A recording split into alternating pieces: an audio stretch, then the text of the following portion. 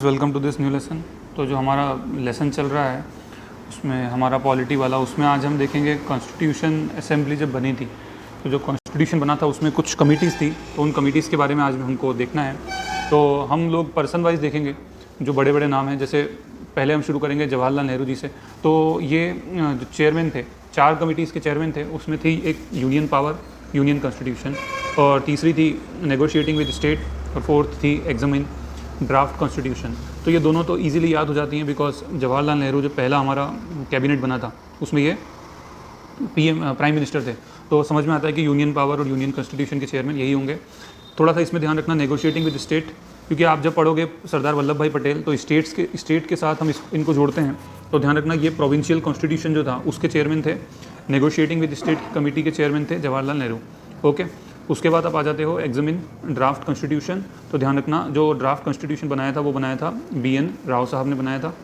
ठीक है, तो उसको जो एग्जामिन ड्राफ्ट कॉन्स्टिट्यूशन एक कमेटी थी तो उसके चेयरमैन भी नेहरू जी ही थे। ठीक है, अब आ जाते हैं हम नीचे। 4 कमेटी थी, ध्यान रखना। अब नीचे आ जाओ आप, तो आप देखोगे सरदार वल्लभ भाई पटेल, तो इसमें प्रोविंशियल कॉन्स्टिट्यूशन कमेटी थी एक। उसके बाद ये कमेटी काफ़ी IMP है, fundamental rights, minority and external affair, external areas committee. तो इसमें जो चेयरमैन थे वल्लभ भाई पटेल जी थे। इसकी एक सब कमेटीज़ थी इनकी।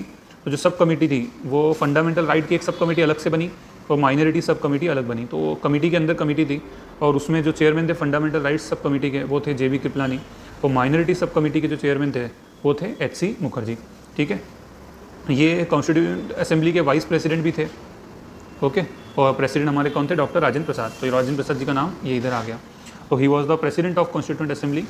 ठीक है, ध्यान रखना ये पहले स्पीकर नहीं थे, क्योंकि क्या हुआ कि जो चुनाव हुए थे उसमें जो कॉन्स्टिट्यूंट असेंबली बनी थी, पहले आपने 1946 में इलेक्शन हुए। ठीक है, उसके उस टाइम तो अंग्रेज़ भी थे, तो क्या बना, एक इंटरिम गवर्नमेंट बनी, लेकिन ये सॉवरेन नहीं थी। इसमें जो ब्रिटिशर्स उस टाइम थे, तो प्रेसिडेंट कौन थे यहाँ पे? लॉर्ड माउंटबेटन थे। उसके बाद वाइस प्रेसिडेंट थे आपके कौन? नेहरू साहब। और फिर 1947 में जब आपके इंडिपेंडेंस एक्ट आया तो यह जो इंटरिम कैबिनेट था उसको फिर ये इंडिपेंडेंस एक first interim cabinet after independence बन गया। तो वहाँ पे जो आपके जवाहरलाल नेहरू प्राइम मिनिस्टर बने। और यही जो कैबिनेट था ना, ये 2 काम करता था। एक काम क्या करता था, कॉन्स्टिट्यूशन, मतलब ये जो आपका इलेक्शन हुआ था तो ये जो पूरा मंडल बना था, एक तो वो कॉन्स्टिट्यूशन बनाने का काम करते थे, एक बार वो कॉन्स्टिट्यूंट असेंबली बनती थी, और एक जैसे अभी हम लोकसभा राज्यसभा देखते हैं ना कि देश चलाने का काम, वो भी यही काम करता था। तो जब कॉन्स्टिट्यूंट असेंबली होती थी तो प्रेसिडेंट कौन थे? डॉक्टर राजेंद्र प्रसाद। और जब ये लेजिस्लेशन का काम करता था, मतलब डेली लेजिस्लेशन का काम, तो कौन थे स्पीकर? जी मावलंकर साहब। ठीक है, तो ये आपको थोड़ा सा ध्यान रखना है। अच्छा, तो हम आ जाते हैं कि डॉक्टर राजेंद्र प्रसाद जो थे वो कौन कौन सी कमेटी से रिलेटेड थे। तो एक थी आपकी स्टीयरिंग कमेटी। स्टीयरिंग कमेटी ये बताती है कि मतलब कॉन्स्टिट्यूंट असेंबली में आज क्या काम होगा। ठीक है, जैसे स्पीकर बताता है ना, वैसे स्टीयरिंग कमेटी में जो चेयरमैन थे तो ये क्या मतलब डेली टू डेली बिजनेस जो होगा वो कैसे होगा। Rules of procedure committee. Okay, staff committee के चेयरमैन कौन थे? डॉक्टर राजेंद्र प्रसाद थे। नेशनल फ्लैग की एक कमेटी थी, इसके भी चेयरमैन डॉक्टर राजेंद्र प्रसाद थे। प्रिंसली स्टेट एग्रीमेंट कमेटी थी, उसके भी राजेंद्र प्रसाद जी थे।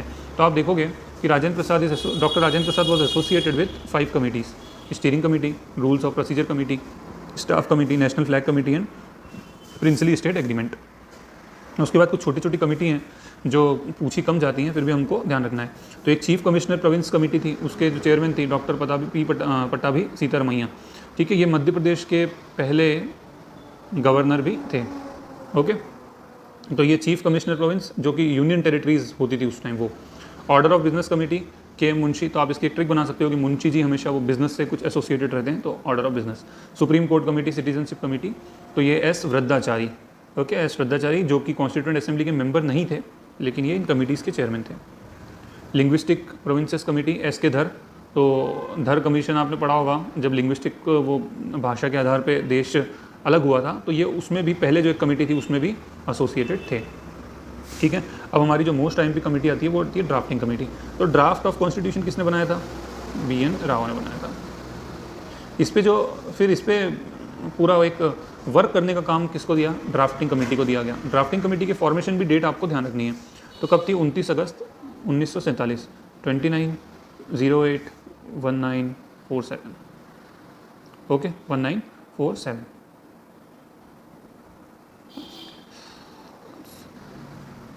काम इनका ड्राफ्ट ऑफ कॉन्स्टिट्यूशन का जो मतलब ड्राफ्ट जो उस पर चेक जो बनाया था उसको पूरा चेक करना और उस पर अपना राय देना, बताना, ठीक है। और इसका स्ट्रक्चर क्या था, एक तो चेयरमैन थे और इसमें 6 मेंबर्स थे, तो हमको 6 मेंबर्स का नाम याद रखना है। चेयरमैन सबको पता होते हैं, doctor B R Ambedkar. Members के नाम हमको याद करने हैं, तो एक बार मैं नाम पढ़ूंगा, उसके बाद आपको एक ट्रिक बताऊंगा, उससे आपको ईजिली याद हो जाएंगे।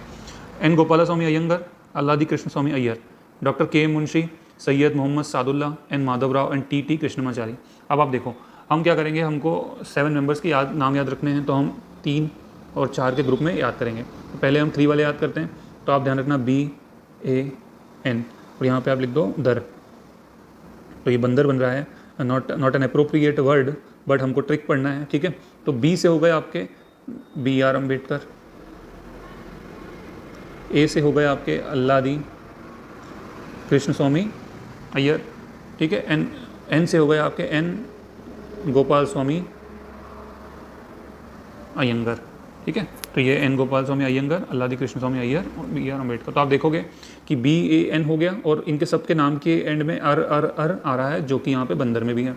तो ये 3 नाम हमको याद हो गए, BR Ambedkar, Alladi Krishna Swami Iyer and N Gopal Swamy Iyengar, ठीक है। अय्यर एंड अयंगर, यहाँ पे जी है और यहाँ पे भी जी है, तो गोपाल स्वामी अयंगर, अल्लादी कृष्ण स्वामी अय्यर।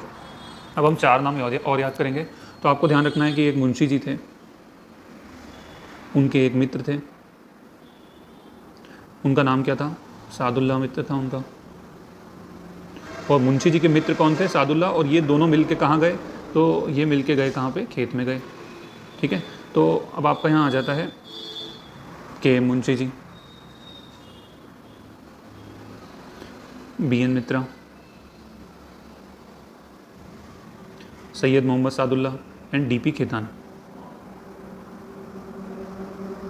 आप देखो, अब आप यहाँ पे नाम देखोगे तो आपको DP खेतान नाम नहीं मिलेगा और BN मित्रा भी नहीं मिलेगा। तो ये 2 नाम कहाँ गए, पहले जब कॉन्स्टिट्यूएंट असेंबली बनी थी तो ये 2 नाम थे, बाद में ये नाम हट गए, बदल दिया गया। क्यों बदल दिया गया, बिकॉज देखो अब मित्र जो था BN मित्र, तो मित्र ने दे दिया धोखा, मतलब इन्होंने कर दिया रिज़ाइन, और जब इन्होंने रिज़ाइन किया तो मित्र ने जब रिज़ाइन किया तो हमको किसकी याद आई, भगवान की याद आती है, तो माधवराव। तो वियर्ड सी शॉर्ट ट्रिक है, आई वुड नॉट रिकमेंड कि आप, मैं बोलूँगा आप सीधे ही ऐसे याद कर लो, बट नहीं होता तो ये अच्छी है। तो BN मित्रा तो माधवराव हो गए आपके, ठीक है। BN मित्रा की जगह कौन आ गए, माधवराव। मित्र ने धोखा दिया तो देन माधव याद आए, ओके। नाउ आपको जो अगले थे, तो वो अगले आपके क्या थे कि खेत में जाने से, DP खेतान जो है वो आपकी खेत में जाने से इनकी डेथ हो गई। अब इनकी डेथ हो गई तो फिर कौन आया, फिर वापस से हमको गॉड की याद आई, तो TT कृष्णमाचारी, ठीक है। तो ये देखो आप चेयरमैन, फिर N गोपालास्वामी अयंगर, अल्लादी कृष्ण स्वामी अय्यर, तो ये तो हमको नाम याद हो गए। अच्छा, उसके बाद आप आ जाओ KM Munshi, doctor KM Munshi, ठीक है। तो ये तो थे ही। फिर सैयद मोहम्मद सादुल्ला। अब आखिरी के 2 नाम, तो माधवराव जो थे वो कब आए, जब BN मित्रा ने रिज़ाइन किया, और TT कृष्णमाचारी जब DP खेतान साहब की डेथ हो गई। तो ये कमिटीज़ हमने पढ़ी अभी। आप अपने फीडबैक दीजिएगा आपको कैसा लगा। Thank you so much.